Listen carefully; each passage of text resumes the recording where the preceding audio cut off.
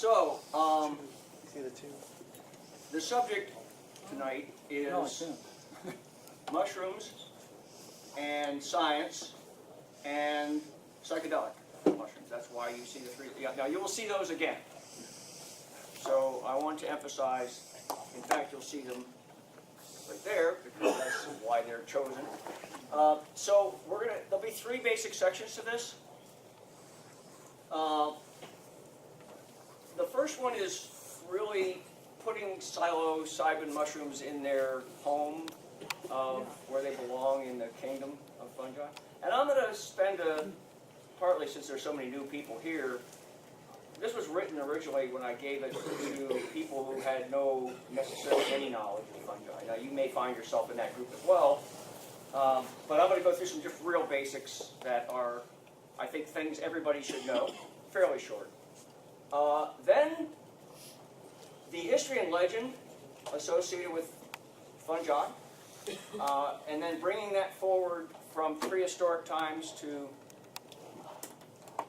more modern times, up to the licensing, the federal law and war on drugs. And you'll see there is LSD and some science here, and under science there's also some history, because we'll go into the early work on psychedelics, and they kind of flow together, so they're not as distinctive as you might think. So this is the kind of Fungi 101. I think most people now are pretty comfortable with the fact there's 5 kingdoms. They change the names on occasion, there's domains, but fungus is a Greek word. So it actually follows the right, so if you look at the dictionary, you'll see that fungi is the right way to say this. I repeat this because it's my mantra. It's not fungi or fungi, it's fungi. It's not any of these other alternatives. And by the way, octopus, the plural of octopus is not octopi. It's either octopuses or octopodes. It's not octopi. So this is actually fungi, and it follows the rules, so you should be concerned about that. Mushroom comes from the French word for moss, and unfortunately in French it's called champignon, which means fields, and then of course in England they're called toadstools, which is actually a German word meaning death chair. So this gets into part of our discussion here is mycophilia and mycophobia, the love of mushrooms or hatred of mushrooms, because that's what Gordon Wasson investigated, and we'll talk about him. You may have never thought about what a fungus is, but those 4 terms define things that are a fungus. Eukaryotic, pretty straightforward, nucleus, everything's got a nucleus except bacteria, prokaryotes. Heterotrophics, everything except plants. They have to get food to eat it. Autotrophic is plants. Spores, not just fungi, ferns. Most primitive plants use spores, and actually all plants do in the way, depending on how we look at it. Seeds basically are spores. But the different part is absorbent. They secrete enzymes and break down their food. So heterotrophic means they eat other things. They eat other things if they're dead. So saprophytic. They eat things that are alive. Parasitic. But more important is this third category, which many of you know. It defines itself by its Latin roots. Myco is fungus. Rhizal is root. And so it is a mutual relationship between fungus and plants. That's where most fungi come into play. The term is pretty new. It's 1885, German. They were looking at some plant roots and saw fungi there and thought it was a disease. And then that's when they first took the term away. It's not a disease. It's the way the tree is growing. So the basic rule of engagement here is the fungus provides minerals and water to the plant. So the fungus is actually like a root. That's what it looks like. And the plant provides nutrients to the fungus because it's heterotrophic. It needs to get resources from somewhere. So based on those things, we have the important things that are really important about fungi. Decomposition, which is the saprophytic, parasitic part of it, mostly saprophytic. All these polypores, most of them. Fungal diseases, the chestnut blight. You've all heard of the American chestnut used to dominate the forest of the Appalachians. It just got decimated by this particular fungus. I took that picture in Shenandoah Park about 6 months ago. They grow up, and then the fungus gets on them, and what they call girdles the tree, so the resources can't get up and down the tree, so it dies after about 5 years. But then it comes back from the roots. You've heard of the ergotism, which is the wheat rust, and I bring this out especially because you'll see later that that is what led to the discovery of LSD. And then, of course, fungi and culture. This is the famous, you're sitting on a picnic next to the water drinking wine and eating cheese, and you'd be doing none of the above without fungi, right? Because yeast is fungi, among other things. And I mentioned mycorrhizal, which is the foundation of the forest. So just, that's what it is. This is the root, and all this stuff is fungi. So it extends the root system. They've done, and that's what this was from. They had another plant that didn't have any mycorrhiza. It was this little tiny dwarf thing. So it basically enables the plant to do much better. 90% of all plants have mycorrhiza, and we have a name for those that don't, usually called weeds, because they grow wherever they want to and they have good root systems. And there are many plants that are actually obligate to have mushrooms. So for most trees, most pine trees. And this has been around for a while now. So the World Wide Web. So this is the name of this is the Wood Wide Web. That came up about 10 years ago. It's now old hat. This is the last one on this. So this is the mycelium. These are all the hyphae that are tangled. So actually the mushroom is consisting of all these hyphae tied together. You don't see them because but it's all the same mycelium. Mycelium is the fungus. The mushroom is what we call the fruiting body. So the apple is to the tree like the mushroom is to the fungus. All right? Hard to keep that in mind, but that's what it is. This is the last one. This just shows you the parts. For those of you who are new, the cap is called either the capsule or the pileus. Gills or pores are underneath. That's the pored mushroom here. So if you look on the bottom, it'll either have gills or pores. The stem is called the stipe. And then you'll have either a partial veil, which covers the gills, or a full veil, which is this lower vulva or sac, and it's like an egg when it comes up. So most of you know those things, but that's just to point out the detail. They're shown here as well. So where does the psilocybin mushroom fit in? Psilocybin genus is in the Trough Area family. And these are just a list of the larger groups of fungi. And I put this here. These are the agarics and lepiotas are in this particular family. This is a plate full of white button mushrooms, creminis, and portobellos, which are all the same species. Some are darker and some are older. But we're going to look at this psilocybin. Psilocybin? I would say psilocybin because it's a chemical. Psilocybe. Psilocybe. It's a trick to get the right emphasis because it's not a word that we use in common parlance. So that's what they look like. And they're quite normally known as little brown mushrooms, so much so that we use the term LBM to refer to them as a cautionary note. You should never eat LBMs. There are quite a few of them. This is just one of many types. If you look in the front of any of your guides, you'll see a whole bunch of little mushrooms. Many of them are brown and mostly indistinct. These are actually, this is a picture of those that were used in research, and you'll notice that they are staining blue. A common thing that occurs to many fungi. Not many, but a number of them. One of the caveats for not eating boletes is don't eat boletes that stain blue, for example. There's a fair number of boletes stain blue. It's a different chemical process, though, than the psilocybin. Right, so there are, but the blue color is something you see in mushrooms. Yeah. Oh. So there are about 30 species of psilocybe, roughly, in our area. And there are 50 plus in Mexico. That becomes important in our next segment, which is going to be how did these get into the human food chain. Most are small, thin-fleshed, and are all saprophytic on dung or wood debris and plant. This is the only picture this is the only one I've ever seen. Others have seen more. This is called the dung-loving psilocybe. So coprophilia, by the way, if you know your Greek, is copro is dung, and philia means love. So this is a little bit wordy, but you're all aware of the fact now that since DNA has become the article of scientific accuracy in linking things together biologically, before DNA we sort of used what it looked like. And Carolinus Linnaeus, a 18th century Swedish professor, started gathering up all these things and came up with the idea of genus and species. We've been using that ever since. Why did he do it then? Because that was when the New World was discovered and all these new plants were coming over, and they were overwhelmed. And they needed a system. So Carolinus Linnaeus at the University of Uppsala came up with that. Well, we now know that many of the things that he came up with are not right.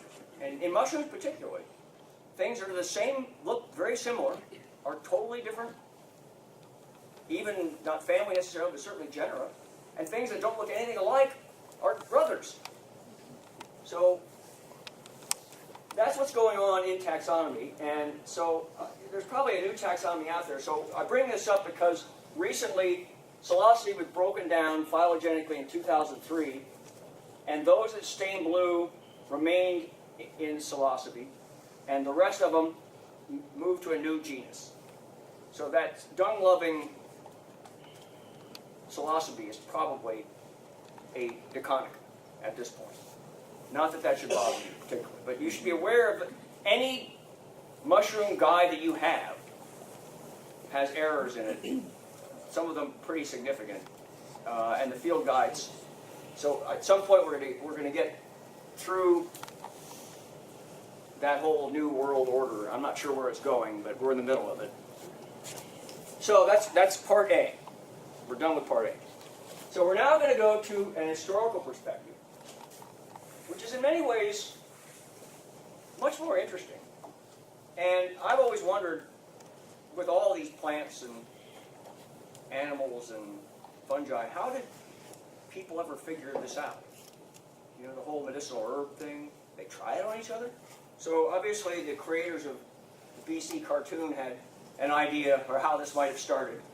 So as near as I can determine, he was making some sort of a mushroom chart.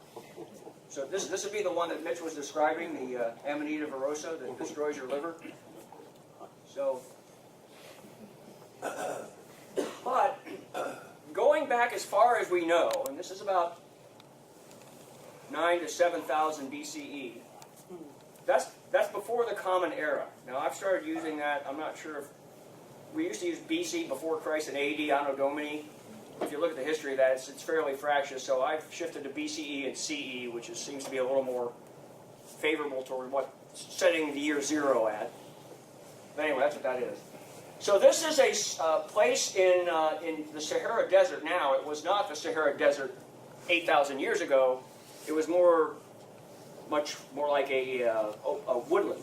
A habitable savanna is what would be it described as. There are a number of eroded sandstone rock formations in this area, and these are some of the rock drawings that are in that cave. Wow. And this is now the Sahara Desert. This is northern Africa. And take a look at these characters here. What look like sombreros, hat, a large hat, but they're carrying what almost would have to be a mushroom. And notice they've got these dots going from their head right to the mushroom. So, and then there's this strange character with this mushroom-like thing and the mushroom hands. Now, this is all people looking at this and saying, well, maybe that's what it is. There's no proof here, but you might ask yourself, why would they draw it that way? The mushroom shape is rather distinctive. Fairly recently, this is 2011, in Spain, it's another cave painting, 6,000 years ago. Well, I should say 7,000 or 8,000, right?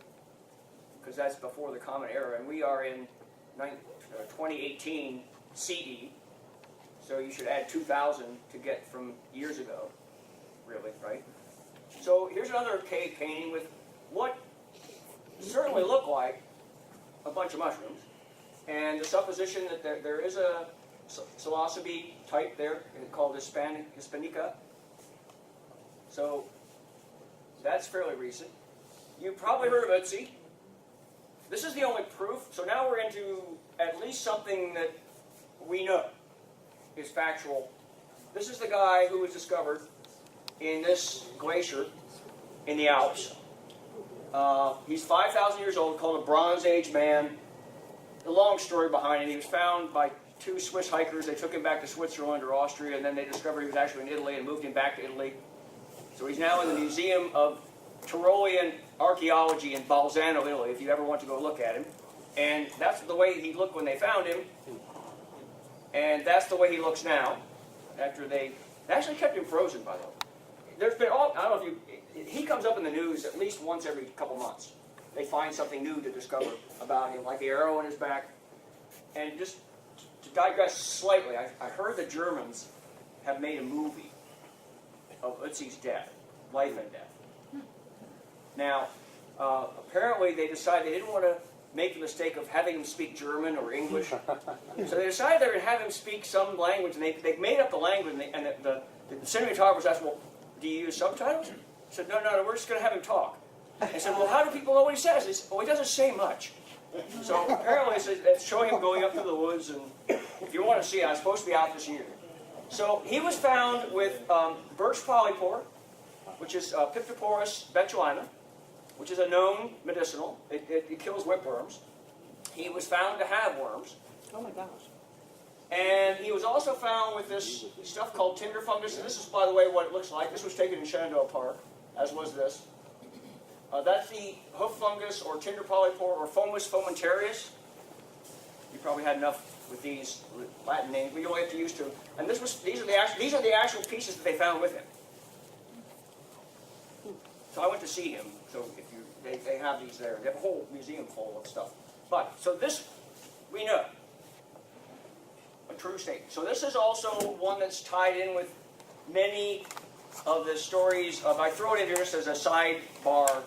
One you've always seen, right? This is the Amanita Musaria, flag Eric. It's mostly found in boreal regions, which is the northern areas. We have them around here, but they're usually orangey. I've found maybe one red one, and they're not the same level. The chemical is muscimol. So there's a whole bunch of stories about this being used as a means of hallucinogenic activity, not the same as the psilocybin. It's not the psychedelic. It's really a much more a different vision. From what I get, I've never had either, so I can't say for sure. If anybody has, you could probably testify. So one of the suggestions is that because it's red and white, the northern shamans would share this with their flocks, and this is thought to be one of the possible origins of the idea of Santa Claus. Now, that's why I put that there. I don't know that I buy that, but it's certainly an interesting story. It's also called flag Eric. It doesn't kill flies, by the way. It makes them kind of drunk acting. So I don't think it's called that as a fly. So if you remember the book Lord of the Flies, so the Lord of the Flies was the devil. So that's sort of also this mystical association. Maybe attributed to that. There's also several other mystical, ancient things. The illusion mysteries is the things all the Greeks went to somewhere. No one knows what they did, but they all had this mystery thing they did together. That's one thought that it might be that. And also in Hindu culture, there's this thing called the Ring Veda, where they have a similar thing. So there's a lot of thought that maybe some of these medicinal things have been part of early culture that we've just lost. And that's where we get to more recent and into now the Western Hemisphere. There are literally, I think my batteries are gone, or going. Not the point. So those were originally thought to be phallic. I know you all know what that means.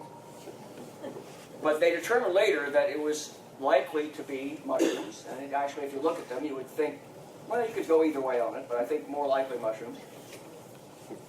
And this is a practice that is fairly well established by the Mayans. The Mayans lived in the area, it's about 1000 BCE, 3,000 years ago. This is before the Aztecs, before the Incas. They lived in the area of southern Mexico. That's where they're finding all these massive civilizations that were destroyed, were covered by the forest. So 2,000 years ago to 900 years ago. So this apparently pervades, again, this is another indication by virtue of art that has been found. This is an Aztec drawing, and here you have a figure on a pedestal, and mushroom-like things are in the depiction that is made here, and these are the Aztec warriors. Presumably, he's getting them ready to go out to war. So they were somewhat later, but in that same area, conquered by the Spanish in 1521. This is the famous story of Cortez, who comes ashore with, I think, 400 or 600 men and burns all his ships. And so then he conquers this massive empire. It's an interesting story. He actually doesn't conquer them directly. The Aztecs really pissed off the other Indians in the area, and he allies himself with the other Indians. So it really he becomes the leader of the insurrection more than anything else. And of course, they think he's a god, which helps. But I won't go too far on that story. But that basically brings the Spanish into Central America. And so here's a direct quote from a Franciscan missionary in New Spain. And it's written in this Historic General.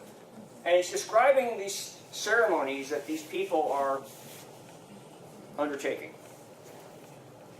The first thing to be eaten at the feast were small black mushrooms that they called toanacanol, or something to that effect, which, by the way, means god mushroom or flesh of the gods. They ate these before dawn with honey, and when they began to feel the effects, they began to dance. Some sang, others wept. When the drunkenness of the mushrooms had passed, they spoke with one another of the visions they had seen. So this is pretty reliable testimony. And that is the area we're talking about. So a group of states. And these are the various groups that live there. And so it is this area that is the center of our moving forward with the psilocybin in the 20th century. So we're going to call this psilocybin Renaissance 1. So you know what Renaissance is, so the rebirth. So the Spanish Catholic missionaries suppressed these cults. So it went underground. But we still practiced. So this is Gordon Lawson. About as conventional a looking person to be a revolutionary as anyone would ever have. He was a vice president at J.P. Morgan. He was well known for his defense of J.P. Morgan during this Civil War affair where he was selling carbons and he was taken to court. But he married this Russian woman, Valentina Pavlovna Gherkin. I don't know if I pronounced that right, but she's not here to correct me, so it'll have to go as I said it. And they honeymooned in the Catskill Mountains, and he became fascinated with mushrooms. Being a mycophobe, probably. And he was astounded by this whole idea of the cultural difference between the people of the West and the people of the East. And I should say Europeans versus Americans and English people, for the most part. And wrote a book, Mushrooms, Russia and History, in 1957. Their research led them to discover that there was apparent activity going on in the mountains of Mexico, which led him to the Mazatec mushroom ritual, led by Maria Sabina. That's her picture later in life, probably about 1970. You'll see her picture in 1952 in a moment here. So this is from an annual lecture that he gave, Lawson, in 1960 to the Mycological Society. The predecessor to NAMA, I would presume, although I don't know. So we learned from the 16th century writers that certain mushrooms played a divinatory role in AIDS life. already talked about the stone artifacts, and they decided they were going to go to Oaxaca. I probably pronounced that wrong too. Oaxaca, thank you. I knew somebody would go that way. When I first went to California, when I was first in the service, I had to go to a place just outside of, around this side of San Francisco Bay. I kept pronouncing it Vallejo. So I finally, after I got there, they corrected me. You learn that Spanish is pronounced differently gradually, but I probably will get it wrong next time I say it, so I'll just call on you. Sounds good. So there is Sabrina as a younger person, and in a remote village, she had a photographer with her. Apparently she staged this up somewhat. It's the French photographer. They were the first white men in recorded history to eat these divine mushrooms. This is, again, his quote. I don't know that in today's day and age that would probably pass muster with regard to being fair about how you attribute things to what's important and what isn't, but that's what he said. And this is just, again, we chewed and swallowed these accurate mushrooms, saw visions, and emerged from that experience awestruck. So here are some pictures. Why do I have these pictures? Well, when he got back, they published an article in Life magazine in 1957, and that is the cover. Now, this picture has nothing to do with the mushrooms. That is Burt Bauer, who played the Cowardly Lion in The Wizard of Oz. And this was an issue about his resurgence as a comedy. So I did not know that until I looked. I thought that was part of it. It was all about magic mushrooms. Here's this crazy guy looking through a fern. Has nothing to do with it. It's up here. It says, Great Adventures in the Discovery of Mushrooms That Cause Strange Visions. And that's a picture from the magazine, and that was added from us. So anyway, so that made it a national phenomenon. Life magazine, very popular back then, by the way. Time, Life, Look, and as somebody said, all those other two-bit magazines. So this is Wash's description of his trip. I'm using this because you're going to see some more of this when we get into the science part. First, ecstasy took on a real meaning. Now, I'm not sure what that means, but that's kind of an interesting way to put it. So this, I like this statement because remember, this is an investment banker. This is an investment banker's description of his trip. So, begin with art motifs, angular, drawing board of an architect, and then I saw a mythological beast drawing a regal chariot.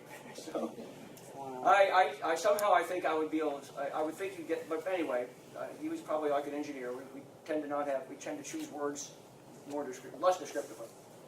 So he's also, again, these are quotes. Could the divine mushrooms be the secret that lay behind the ancient mysteries? Remember the illusion, the soma? This is the question that he's posing.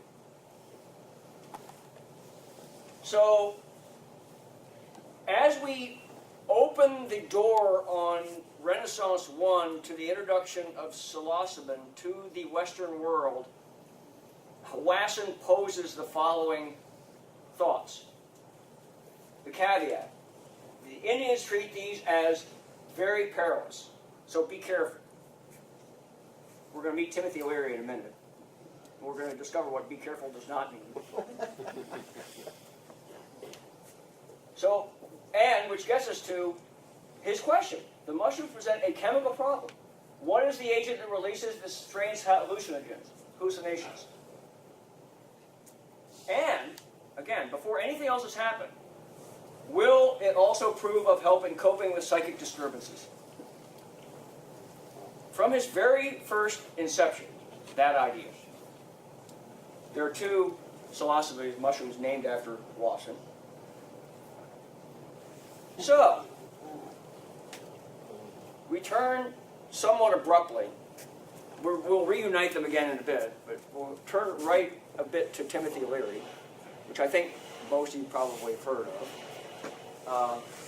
He was actually a lecturer at Harvard, a clinical psychologist in 1959. So he read this life article and became fascinated with this idea that this might be something that a psychologist would be interested in. So he went to Mexico. And drastically over you could say that, drastically over the course of his life, So he started the Harvard psilocybin project in 1960. Now, keep in mind, we'll return to this, psilocybin and LSD are totally legal. There is no Controlled Substances Act. Heroin was legal, by the way. Codeine was legal. Coca-Cola was made with codeine. Cocaine, sorry. One of them. Just cold.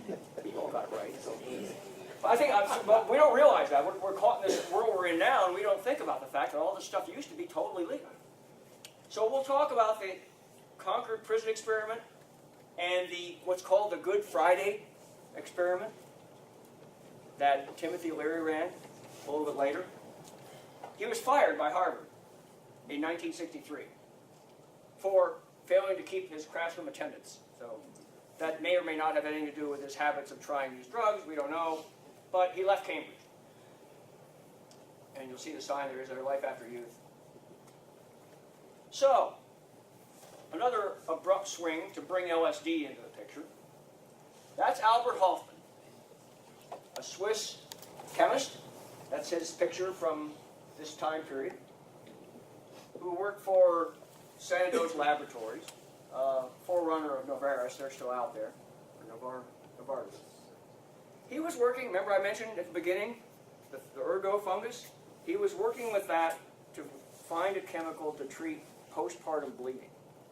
Don't know why or for what reason, but that's what he was. And he synthesized LSD from it on 16 November 1938. It didn't work. So he forgot about it, or went on to other things. So you'll also know the year, right? This is right before Anschluss. So fortunately he's in Switzerland, so he's not too engulfed, but things were not all that good even in Switzerland. But I guess things were going slow, so in 1943, in the middle of the war, he decided to go back to the project. He didn't know what LSD was, by the way. He just synthesized it. Well, he got some on his skin. And he inadvertently did the first LSD trip. So he got a little bit of a psychoactive effect, so he decided he'd try it. So he took 250 milligrams, which happened to be 10 times the effect threshold that we now know. So he was so profoundly disturbed, his assistant had to help him get home. And this is 1943 in the middle of the war. It was blackout, so they had to use a bicycle to get home. It's a very interesting story if you ever want to read it. It's called The First Bicycle Trip.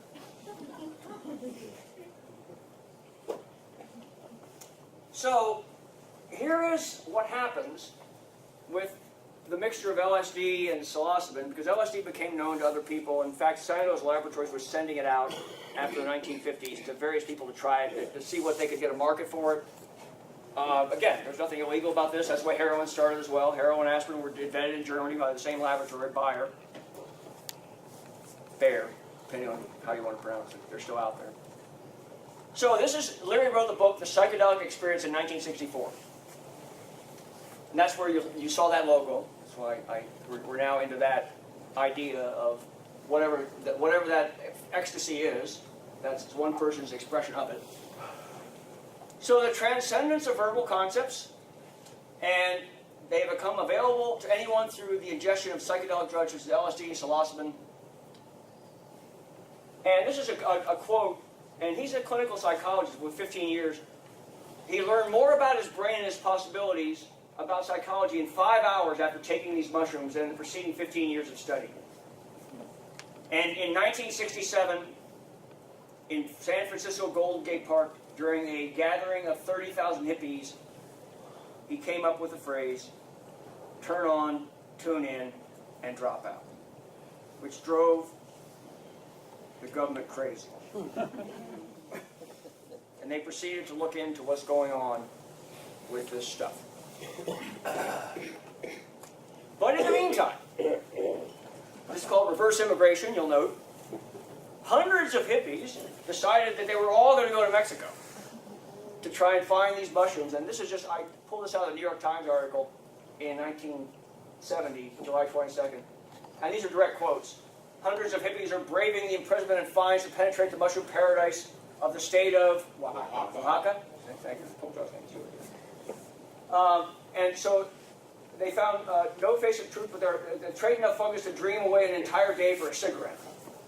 And so this is just one of the participants, David, from San Francisco, put the mushroom craving this way. The difference between LSD and the magic mushrooms is the difference between a stale hamburger and a T-bone steak. That's assuming you like either, I would say.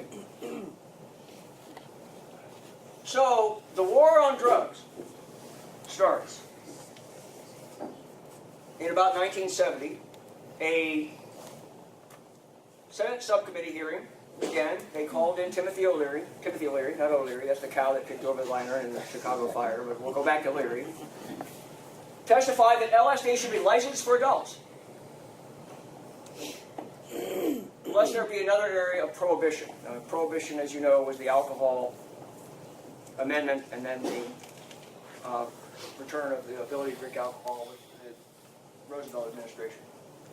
So in 1968, the Staggers-Dodd bill banned LSD, Public Law 9639, and that was followed by the Comprehensive Drug Abuse Prevention and Control Act in October 27, 1970. Title II is the Controlled Substances Act, and the era of drug prohibition began. Here is the Title II Controlled Substances Act. It has 5 categories, 5 schedules, and this is the rules for Schedule 1. High potential for abuse, no currently accepted medical use, and lack of accepted safety. You'll notice that includes LSD, psilocybin, marijuana, and extracts. This is the problem that we're having today with the legalization of marijuana and the Controlled Substances Act, because it's still, even though there are medical marijuana places out there, it has no currently accepted medical use, according to this. So, I don't know if you remember the movie The Paper Chase. It's a very famous line in that, taken from one of Dickens' book. If that is the law are an ass. So I'm saying that in a way that if you make laws that are not enforced or enforceable, then you're casting aspersion on the very existence of the law. So that's kind of the thought that I have when I hear that. So LSD and psilocybin are closer. You're going to see that in the science section, which is our next section. We're almost done with history now. Hofmann became the director of the natural products market at Sandoz in 1958. And because he was in the field, that was where they first sent psilocybin to get synthesized. And this is a quote from him. It gave me inner joy and open-mindedness, a gratefulness, open eyes, and an internal sensitivity for the miracles of creation. And it is just a tool to turn us into what we are supposed to be. So he was interviewed on his 100th birthday. That's his picture. And he called it medicine for the soul.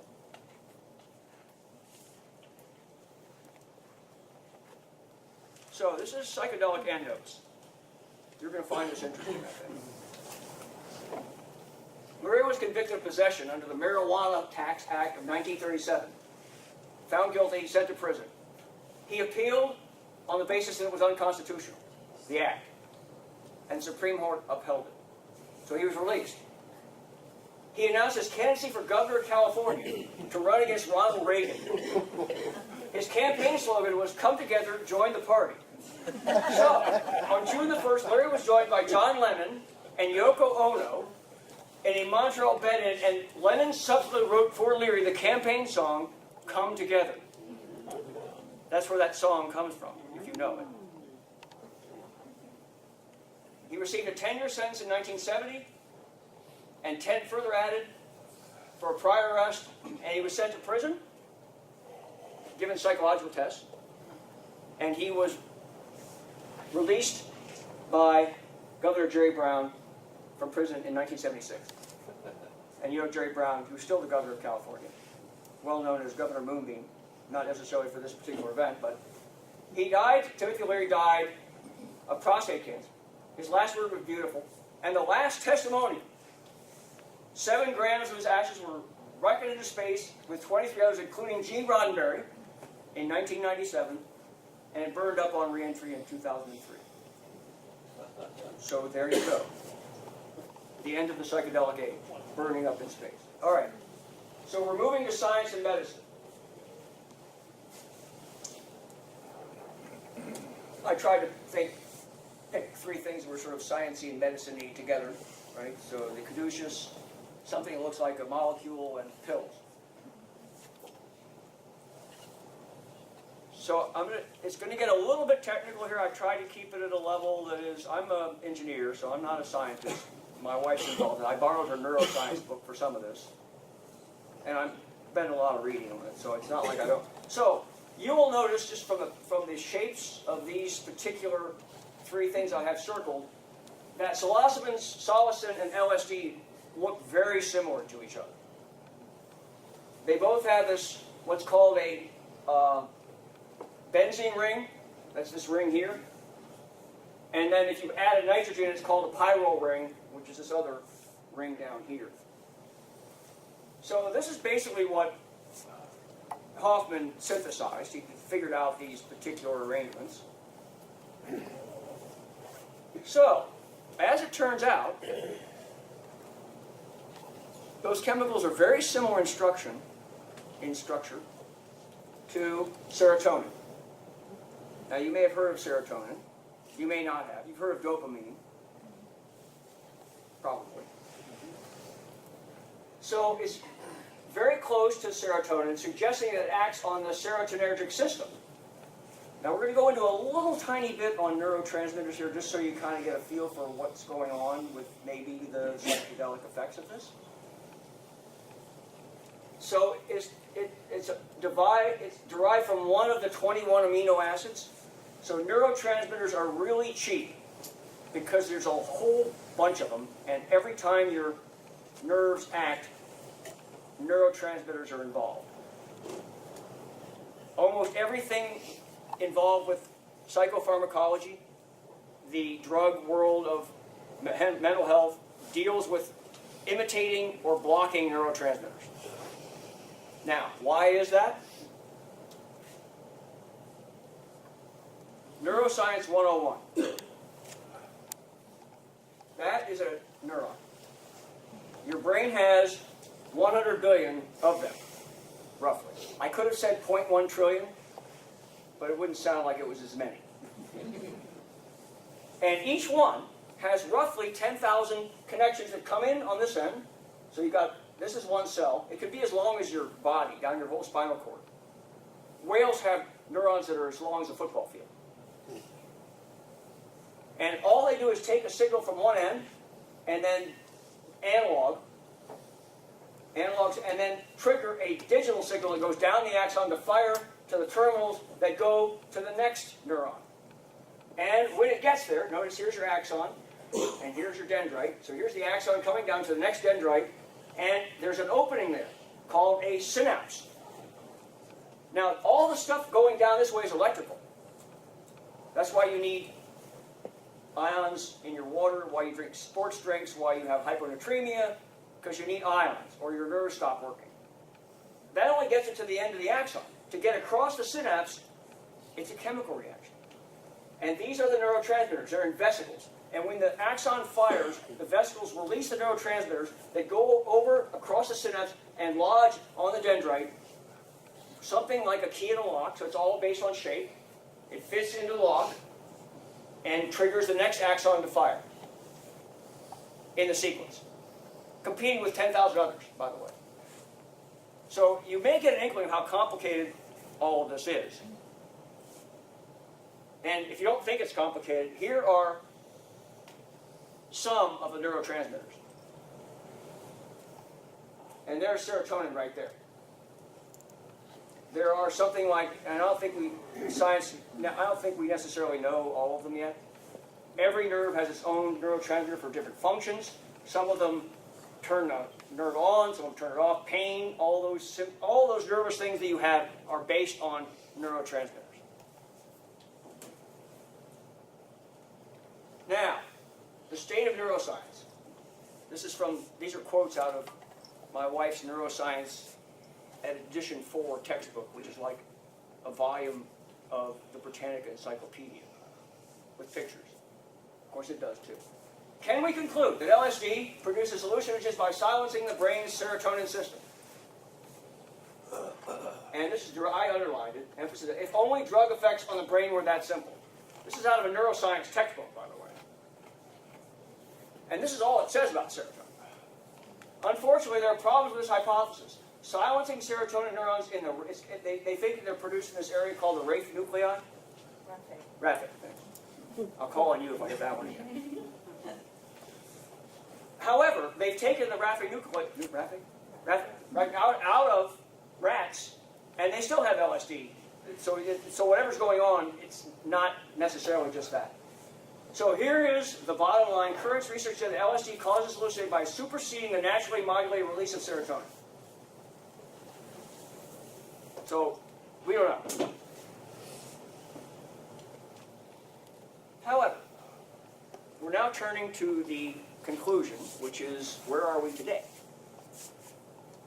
Before it was made illegal, there were about 1,000 different studies on LSD in the 1950s and 1960s. From everything from alcoholism, opioid dependence, pain, neurosis, and a meta-analysis, which means they took a bunch of studies and looked at them all and compared them, was done fairly recently with 536 different studies, and they determined there is a validity for alcoholism. So what were some of these early tests? Actually, let me back up. That was just the LSD part. We're going to go back to psilocybin, because remember, this is about psilocybin. This is the end of what was done, because LSD has been banned from then till now. However, in 2014, the first human trial in the 21st century was started. Not here, which I'll talk about in a minute, but in other countries. I believe in University of Zurich and the College of London. I don't believe it. I was looking for where I put it there. I knew I put it there somewhere.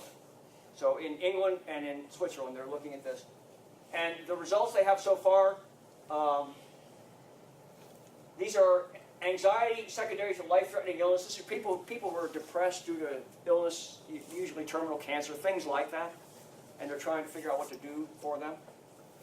And these are some of the results. Participants largely reporting reduced anxiety and increased quality of life.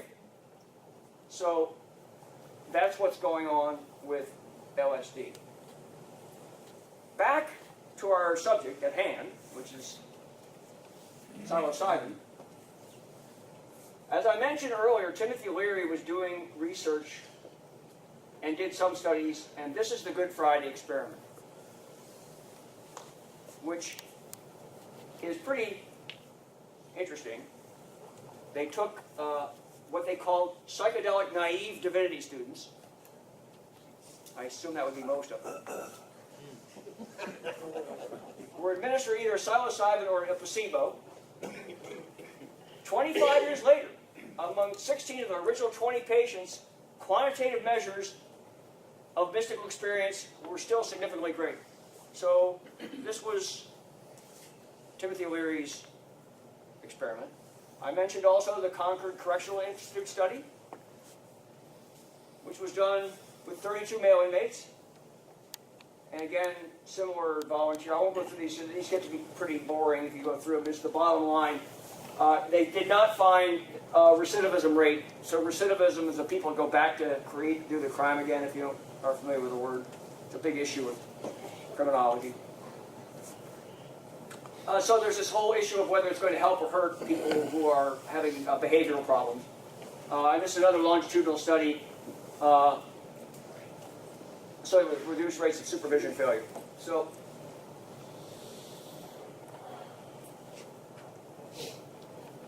one of the challenges has been to try and break into the future with all of these Controlled Substances Acts as the impediment to any additional research. So this group called the Council for Spiritual Practices. What a name. I'm convinced that these two guys were hippies back in the 60s. I don't know the guy, he's at Oracle. And this other guy is from the... But anyway, they got together at Big Sur. It's probably about 5-6 years ago. And this is a quote. What they felt they needed to was to get above-board, unassailable research done at an institution with investigators beyond reproach. And there he is, by definition. His name's Roland Griffiths.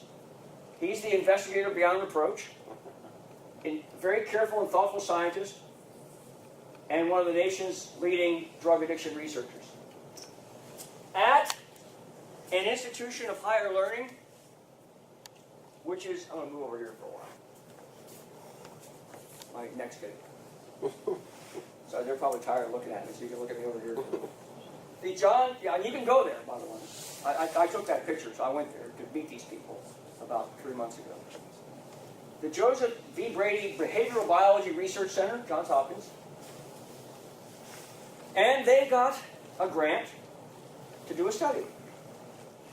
2006 was the first paper study ever done since Timothy Leary, for more than 50 years. And this was the basis for their grant. The rationale, used for centuries for religious purposes, little is known. Objectives, a double-blind study. And then materials and methods. I'll talk about that a little more readily without the details of all the specifics here, so you don't get too immersed. So the research sessions, and we have at least one person in the audience who has gone through this. So if you want to hear more about Kerry, he's not the person in the picture, but he's done this thing. And by the way, when I conclude tonight, if any of you are interested in participating in these studies, they are ongoing. And I have some handouts and telephone numbers if you're interested in doing this. I'm not selling it, but I'm interested in mycology, as you all are. So I'm here to promote science. It's my position here. This seems to be one way we might all do that. So, just a basic, how do you set up where you get somebody on a high, and your very success depends on them not hurting themselves or each other, and you have to set up a study that you can reliably call science, right? So they came up with this. They have two people, again, for reasons that are a lot of, I think, but a male clinical psychologist and a female trained social worker stay with them the whole time. They do interviews beforehand, afterwards, 8-hour drug sessions. They pick their own music, and they provide reassurance verbally. So there is the scene. I've been in that's actually, that living room is in the hospital. It looks just like that without the person in the bed. And that's the male and the female person and the lights, and that they actually have mushroom things around the room too. They were given them by several people. So they tell me. So I won't go into this in great detail, but you might be wondering, how do they know whether this does any good? Well, I think you've all taken psychology tests of one sort or another, right? These things are, how do you feel, what they call the Likert scale, somewhat like, somewhat dislike, hate like hell, this thing, and then you rate it, and then they do a bunch of these things, and they get a number. As a scientist, this is pretty hokey in my view, but I don't see any other way to do it. So that's all we got. So these are some of the metrics that they use: a hallucinogen rating scale, state of consciousness questionnaire, blah, blah, blah. It's just, I won't go into it, but they did a lot of ways of trying to assess this. So the result, the volunteers rated as having substantial personal meaning and spiritual significance. And the conclusion, experiences similar to spontaneously occurring mystical experiences. Some of the quotes, I should mention before, your first question you'll have is, well, yeah, fine. So they went in, they sat in the living room, and they felt good afterwards. What does that mean? So 14 months later, after living in the hell of Baltimore and Washington has become apparent to them, their very lives, they've returned to the quotidian hell that we all live in, driving on the roads that you can't go anywhere when you want to. But 58% and 67% respectively rated them as among the 5 most spiritually significant experiences of their lives. 14 months later, increased well-being of life satisfaction, and met the criteria of having a complete mystical experience. I put that there. This is some. I'll show you a couple graphs just so you can see some graphs. Only because you should appreciate this is science, and it's for no other reason. not to sell psilocybin. So you'll notice this, the graph here is percentage of participants, and this is 2 months after. I'm not doing that. This slide does this on its own. I did this when I gave this talk live. I just started doing. I have no idea how they did that. I wish I could know. I did not do that. I pulled it out of this magazine and started doing that. So I think it's on Trough. It is on. That's what it is. So this is increased personal well-being, and then positive behavioral change. You can actually see that. And this is just, I mean, it's hard to make people say it's hard to make this stuff up. I channel the power of the goddess, that I hold that power, expanded my conscious awareness permanently. My conversation with God, golden streams of light, assured me that everything on the planet is perfect. Wow. I don't think I would have that reaction if somebody asked me how I felt today, in general. So some of the other things they're working on are tobacco, substance abuse. So the guy I talked with is this Albert Garcia Ramo. So he was the one I talked with when I was there. There's a team of about 20 people that are working on this, by the way. So this is the results of that conclusion. Then in the context of a structured, psilocybin holds a considerable promise to promote long-term smoking abstinence. Another picture. So here is alcoholism showing, again, I didn't make these colors do this, but they Why would I want to drink less? So this is, notice it's heavy drinking and percent drinking, and you'll notice the timeline here and the first experiment. And this is time out to 25 weeks. Depression in cancer patients. There was also a study in New York University who was also doing this. And this is the similar issue with people who are having depression due to medical conditions. And I won't go into that detail. You've seen those before, but the rest of the graphs, here's the depression. So starting with severe, this is the before treatment bar. And this is the results after out to 3 months with psilocybin. This was in Imperial College, UK, London. I wish I knew how they did that. So, as we segue, almost at exactly the hour to end, this is what we know. We know what it does. And under supervised lab study, like psilocybin, it seems to produce a mystical experience. So powerful that they could help treat conditions like end-of-life anxiety. What we don't know is how it works, or why it works. So this is almost to within this year. They started using brain imaging with MRI. So this is your brain under placebo.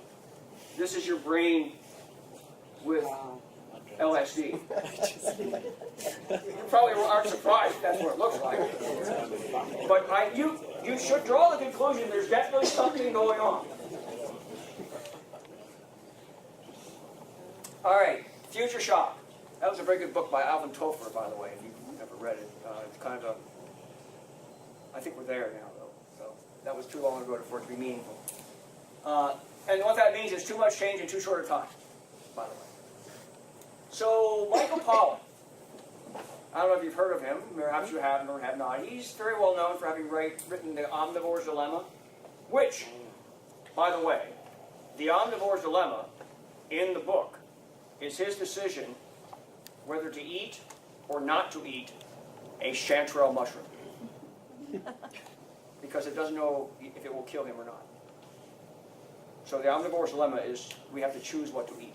He has taken an interest in psilocybin mushrooms, and this is an article out of New Yorker, and it is, if you happen to shade New Yorkers, is this New Yorker. He just wrote a book, which is going to be released this summer. Tom? In May. May. That's this spring. But this is quotes out of his book in this New Yorker article, 2015. He's talking to Roland Griffiths, who I talked about earlier. And this is his quote from Roland Griffiths about where we should go from here. This is the future shock thing. We are all terminal. We are all dealing with death. This is far too valuable to limit to sick people. That's Roland Griffiths' feelings about it. I would share that with you. So this is an article out of the Washington Post about 3 months ago. You're aware of the fact that post-traumatic stress disorder is a severe problem with the military. If you don't, you can talk to my wife sometime. She was a psychiatric nurse practitioner at Walter Reed during the Afghanistan and Iraq wars. So it was a serious problem. And so they finally started a clinical trial with 107 patients, closely monitored by the FDA. Thank goodness. And the head of the study is a brigadier general. We're in this odd situation where one of the most promising therapies also happens to be a Schedule I substance. So times are turning, I think. So this is the second to last slide. They are still looking for volunteers at Johns Hopkins, if you are interested, as I said. I have some information here if you are interested. Or you can just call them. You don't need to see me. And remember, it all started with an LBM. That's little brown mushroom, in case you forgot.